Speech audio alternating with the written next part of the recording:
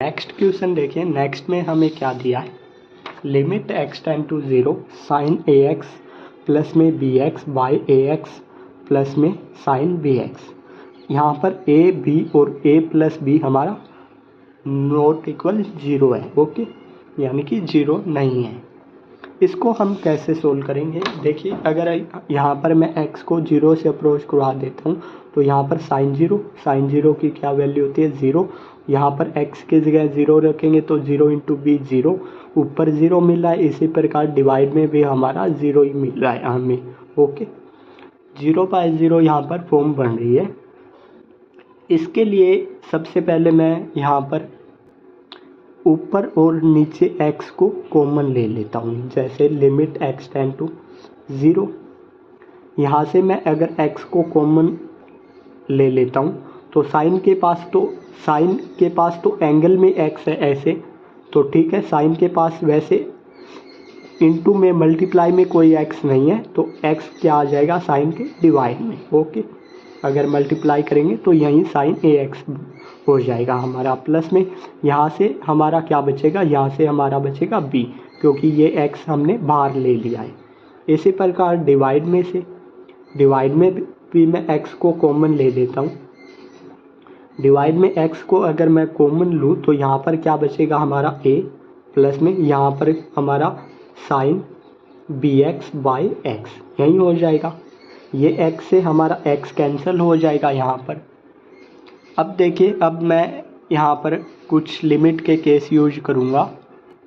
उससे पहले मैं यहाँ पर ये एंगल और डिवाइड में जो x है इनको सेम कर लेता हूँ। जैसे यहाँ पर ax है, यहाँ पर ओनली x है, तो इसके लिए यहाँ पर मैं a से ऊपर मल्टीप्लाई और a से डिवाइड कर देता हूँ। इसको यहाँ पर bx है, यहाँ पर ओनली bx है, तो इसके लिए b से डिवाइड और ऊपर b से मल्टीप्लाई, ओके, कर सकते हैं ये हम।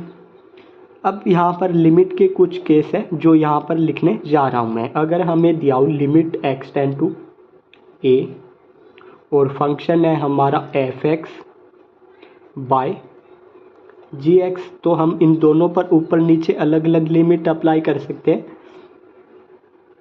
इससे क्वेश्चन नंबर 18 में हमने की थी। जैसे limit x tend to a हमारा f(x) और by limit x tend to a हमारा gx, ओके, बस gx हमारा नॉट इक्वल 0 हो। दूसरा केस ये है, अगर limit x tend to a दिए हमें और फंक्शन है हमारे प्लस में या फिर माइनस में gx, तो हम इन पर भी हम अलग अलग लिमिट अप्लाई कर सकते हैं।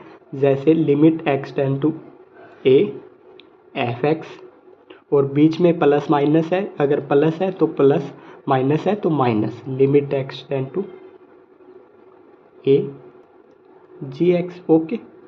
ये इन दोनों केसों का यहाँ पर मैं यूज करूँगा इस क्वेश्चन में। देखिए पहले मैं इसका यूज कर लेता हूँ। जैसे लिमिट x टेंड टू 0, ऊपर हमारा क्या फंक्शन है a sine ax by ax plus में b हमारा एज इट इज़, डिवाइड में इस पर हम अलग लिमिट अप्लाई कर देंगे। Limit x tend to 0 a plus में b sine bx by bx, okay. अब देखिए, अब मैं ये सेकंड केस यूज करने जा रहा हूँ यहाँ पर, ओके। सेकंड केस कैसे, जैसे इस पर अलग लिमिट अप्लाई करूँगा और इस पर मैं अलग लिमिट अप्लाई करूँगा, लेकिन ये कांस्टेंट है हमारा। कांस्टेंट पर हम लिमिट अप्लाई करेंगे तो ये कांस्टेंट एज इट इज़ ही रहेगा, इसमें कोई चेंज नहीं हो सकता, ठीक है। तो इस पर हमें x तो इसके पास है नहीं, तो b का b एज इट इज़ रहेगा। ये यहाँ पर करेंगे, यहाँ पर a कांस्टेंट है, a को मैं बाहर ले लेता हूँ, इस फंक्शन को a को मैं बाहर ले लेता हूँ और यहाँ पर limit x tend to 0 sine ax by ax plus में ये b है हमारा, b एज इट इज़ रहेगा, क्योंकि अगर हम इस पर लिमिट अप्लाई करेंगे limit x tend to 0 b, तो ये b रहेगा हमारा, क्योंकि इसके पास x तो है ही नहीं, ओके। तो मैं एज इट इज़ लिख रहा हूँ यहाँ पर। डिवाइड में ए हमारा एज इट इज़ रहेगा जैसे बी हमारा एज इट इज़ रहता है, प्लस में बी कॉन्स्टेंट है, यहाँ पर बी को बाहर निकाल लेता हूँ और लिमिट अप्लाई कर देता हूँ, limit X tend to 0 sine B X by B x.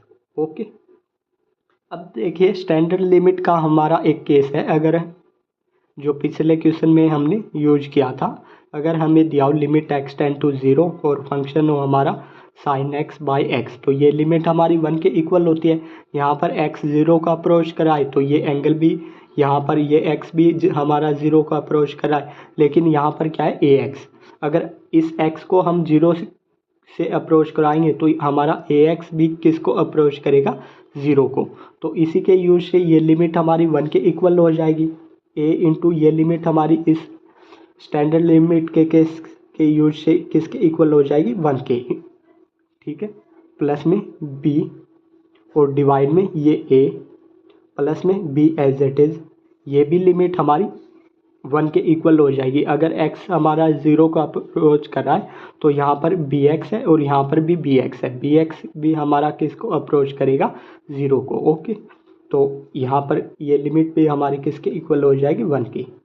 तो a plus B by A plus B, A plus B से ए प्लस बी कैंसिल हो जाएगा, तो ये लिमिट हमारी किसके इक्वल आ रही है, 1 की।